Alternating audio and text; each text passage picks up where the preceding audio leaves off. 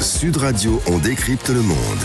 Et on décrypte la consternation en Occident, notamment après l'annonce de la mort de l'opposant russe Alexeï Navalny. Je ne suis qu'un petit moustique dont les piqûres font mal, disait-il. Le moustique aura finalement été écrasé, mort à 47 ans dans son goulag en Sibérie. On en parle avec notre invité Olivier Védrine. Bonjour à vous.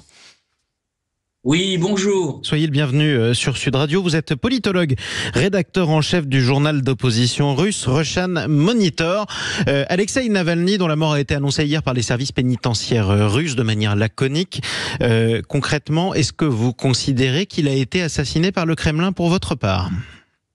Je considère effectivement que c'est un assassinat. Alors, on en saura plus ou on ne saura rien, mais en tous les cas, ce qui est clair, c'est que Poutine a tout mis en place pour que la fin de Navalny soit tragique.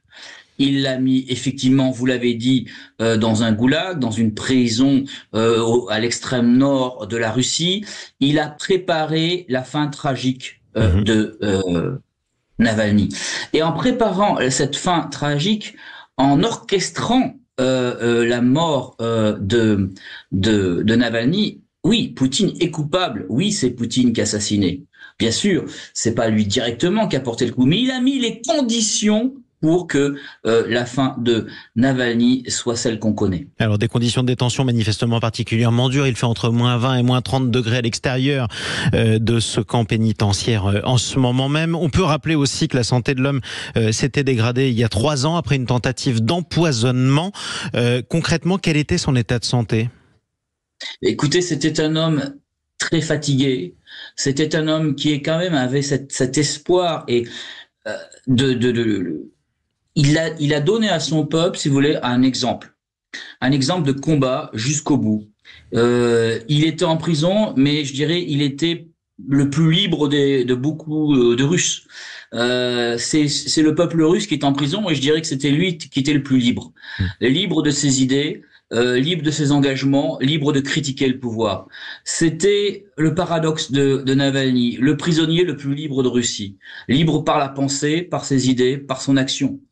D'ailleurs, on peut le dire, sa dernière apparition était lors d'une audience avec le juge. Il le regardait avec le sourire en lui demandant de partager sa paye pour qu'il puisse continuer à acheter des provisions et des vivres et des victuailles à la cantine de cette prison.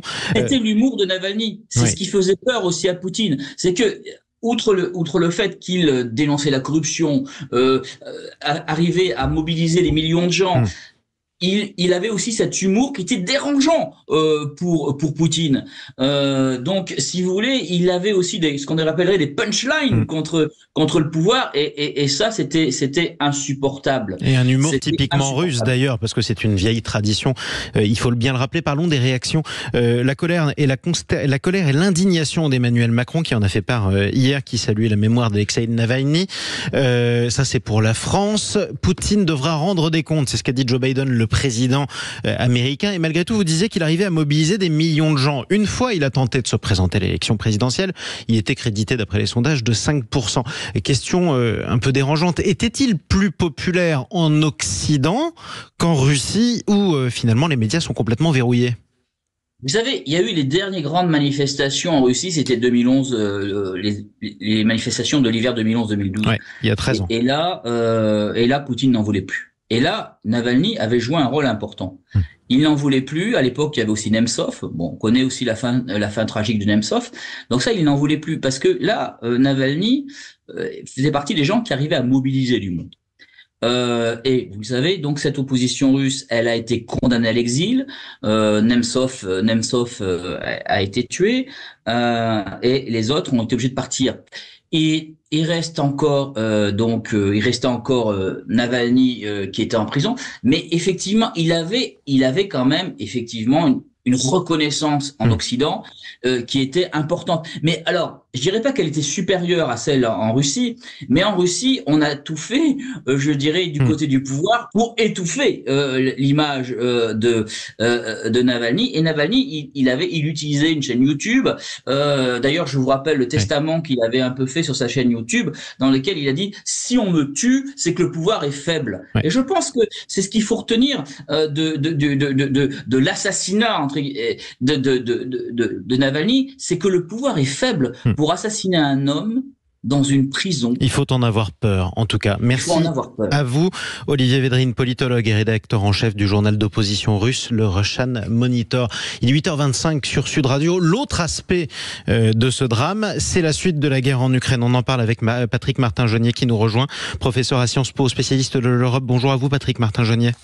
Bonjour. Juste après l'annonce de la mort d'Alexeï Navalny, Emmanuel Macron recevait le président ukrainien Volodymyr Zelensky avec une annonce d'un nouveau plan d'aide français, d'aide militaire en direction de l'Ukraine de plusieurs milliards d'euros. Est-ce que la France rattrape son retard par rapport aux autres bienfaiteurs de l'Ukraine ou pas ?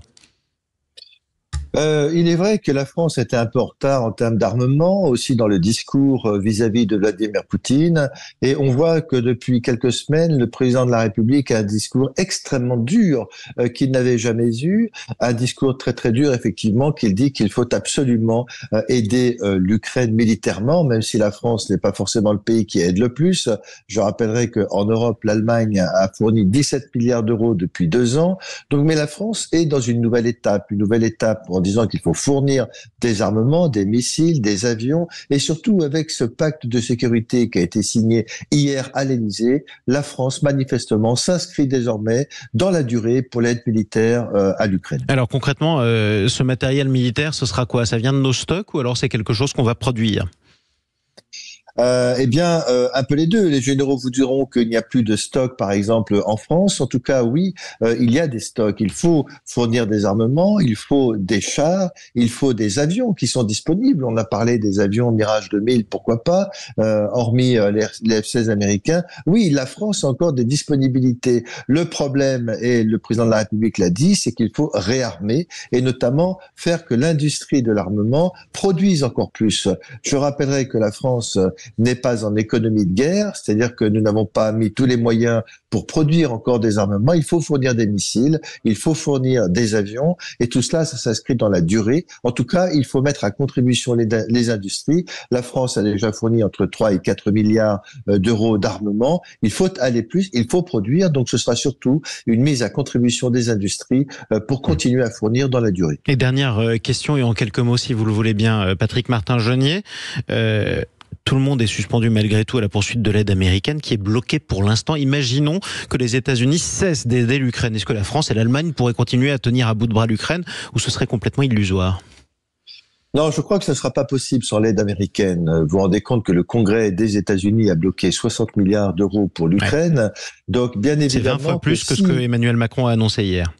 Voilà, donc sauf à ce que la France mobilise ses forces sur le terrain, ce qui est totalement exclu puisque l'OTAN ne veut pas rentrer en guerre, effectivement, même avec le Royaume-Uni, même avec l'Union européenne, même avec l'Allemagne, ce sera extrêmement difficile de faire face. Ce serait la fin donc la guerre en Ukraine, ce serait la défaite de l'Ukraine qui, comme vous le savez, vient de céder ad vitam aux Russes. Ouais, effectivement, c'est une place forte qui était assiégée non pas depuis 2 ans, mais depuis 2014, 10 ans après le véritable début de cette invasion russe de l'Ukraine déclenchée par Vladimir Poutine, une ville juste à côté de Donetsk qui vient donc de tomber au moins partiellement. Merci Patrick Martin-Jeunier d'avoir pris la parole sur Sud Radio. Je le rappelle, professeur à Sciences Po, spécialiste de l'Europe. Tiens.